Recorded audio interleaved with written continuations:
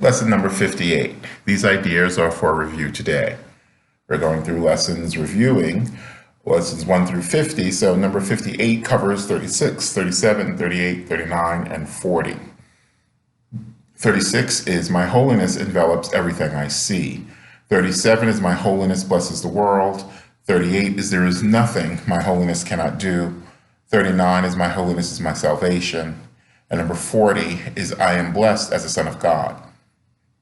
So my holiness envelops everything I see. From my holiness does a perception of the real world come. Having forgiven, I no longer see myself as guilty. I can accept the innocence that is the truth about me. Seen through understanding eyes, the holiness of the world is all I see, for I can picture only the thoughts I hold about myself. I, Kyle, often contemplate what I am, where this consciousness is carrying this vessel. I have some sense through my own meditations of how long this vessel will carry this consciousness. And sometimes when I sleep or rest or dream or something else, commune maybe, I seek my highest ambition is to connect to my highest self. I've had experiences of my highest self, of my own holiness, of my own connection to God, of my own presence as 1% of infinity. I have felt the infinite. And so I try to look for little things, little ways, little helpfulness. I look for clarity.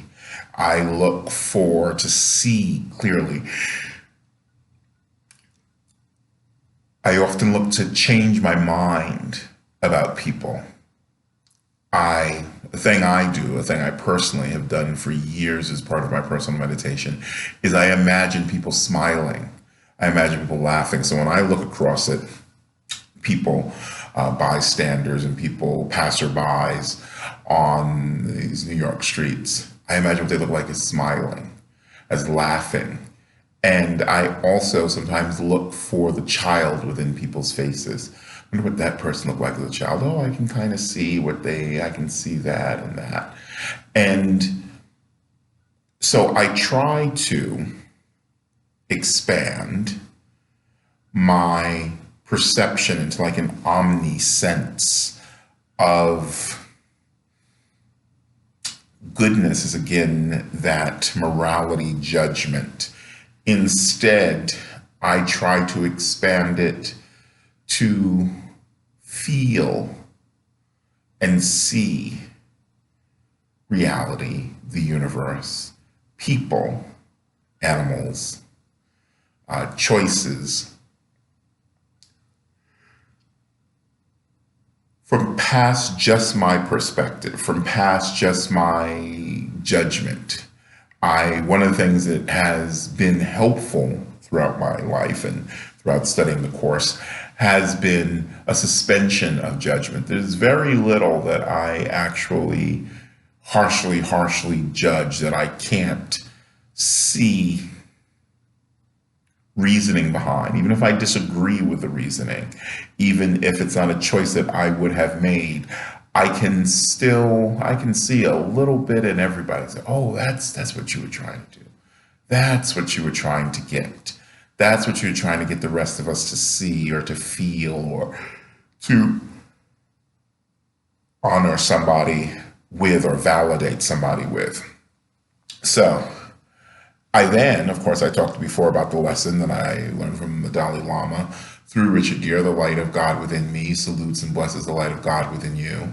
As you see people on the street, just silently say that to yourself. The light of God within me salutes and blesses the light of God within you, which is again, my holiness blesses the world. The perception of my holiness does not bless me alone, that it is like a ball of light that is not within me. It is just, I am recognizing the ball of light is expansive to both of us, to all of us, to tens of us, to hundreds of us, to thousands, to millions, billions of us. So sometimes I sit and I think about all of the people, all of the entities, all of the animals, all of the insects, the trees and the grass, and all just vibrating. And I think, just like in the movie The Matrix, where you can see the digital world, I think, oh my goodness, oxygen is God. Light is God. This wall is God. Everything is the permutation of God. And there was a point, and I'll see which lessons, as we go a little bit deeper into lessons, where I'll talk about my own experiences with enlightenment, where I saw all of that connection. And in that connection, I can tell you that the human vessel is too fragile to be opened to enlightenment. And it's not it's a line that you cross, yes. So it's like graduating from elementary school into college. Suddenly you're working on your master's degree. You're in elementary school, you go, oh, like a bullet. But at the same time, you then begin to explore what enlightenment is. Or it's like that light of God within you. Suddenly a lot of the fractured pieces of the ego are out of the way, so that light, you're constantly turning it to everything.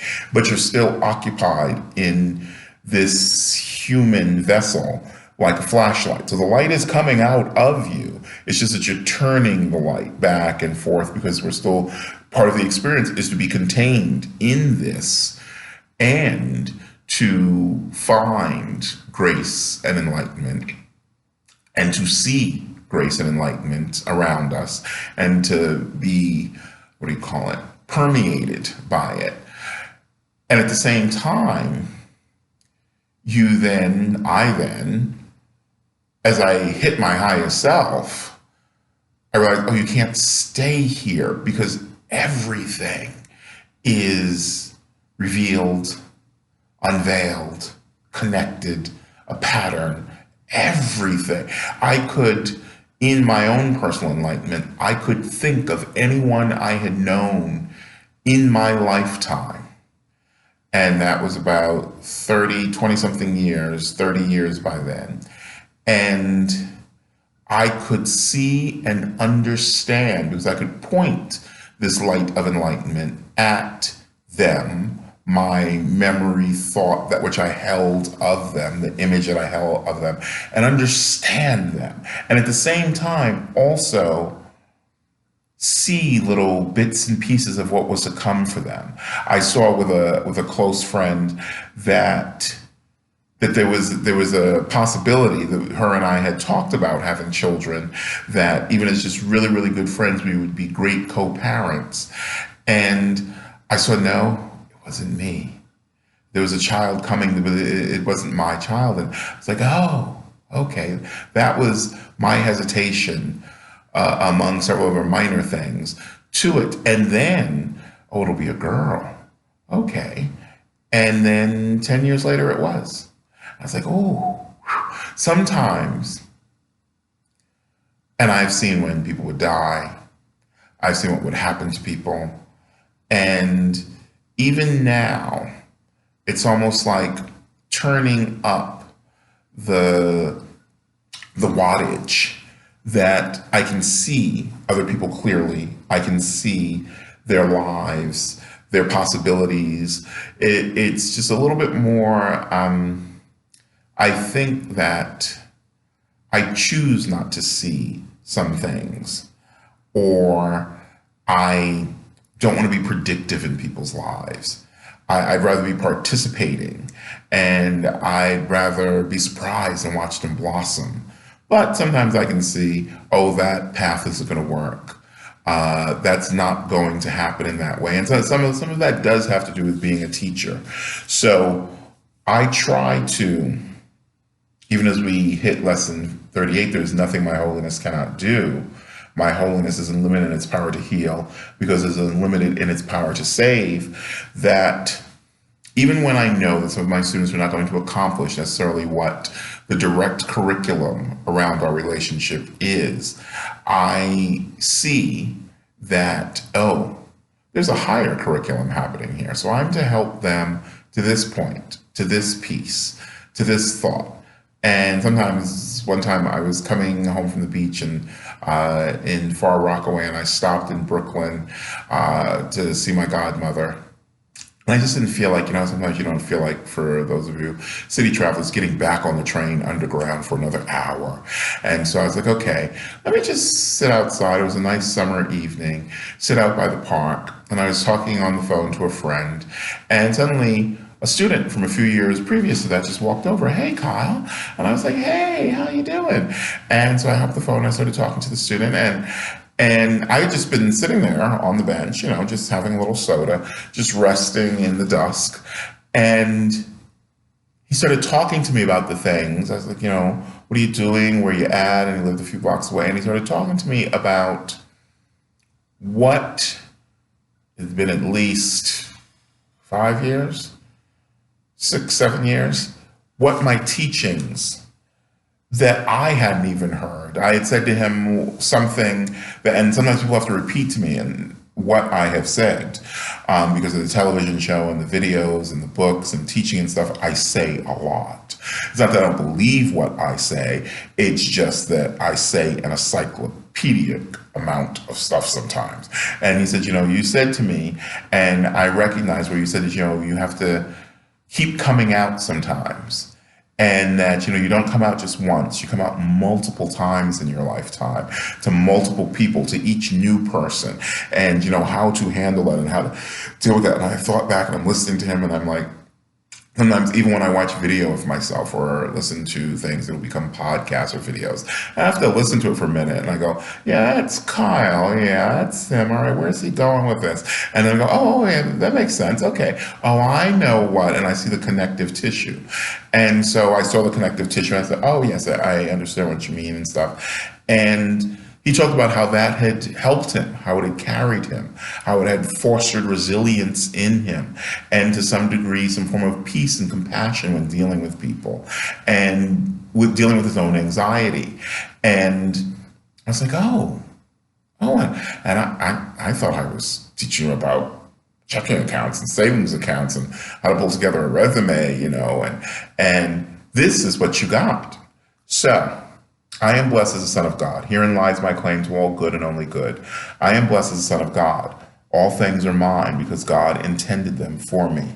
I cannot suffer any loss or deprivation or pain because of who I am. My Father supports me, protects me, and directs me in all things. His care for me is infinite and is with me forever. I am eternally blessed as his son. As always, this is Kyle Phoenix Show, A Course in Miracles lessons. We are reviewing the 50 lessons, so we're in lesson 58, which was 36 through 40. KylePhoenixShow@gmail.com. Kyle Phoenix Show. You can watch us, Manhattan Neighborhood Network, or mnn.org, 11:30 p.m. Eastern Standard Time here in Manhattan, New York. They live stream it so you can watch it online, as well as you can find me on Quora with my blogs, Facebook. You can type in the Kyle Phoenix blog, because I have multiple blogs discussing multiple things. And I have the books on Amazon, and some people actually sell my books on eBay. So check it out. Contact me if you like, and we'll just keep on working our way through the lessons. So always have a good evening.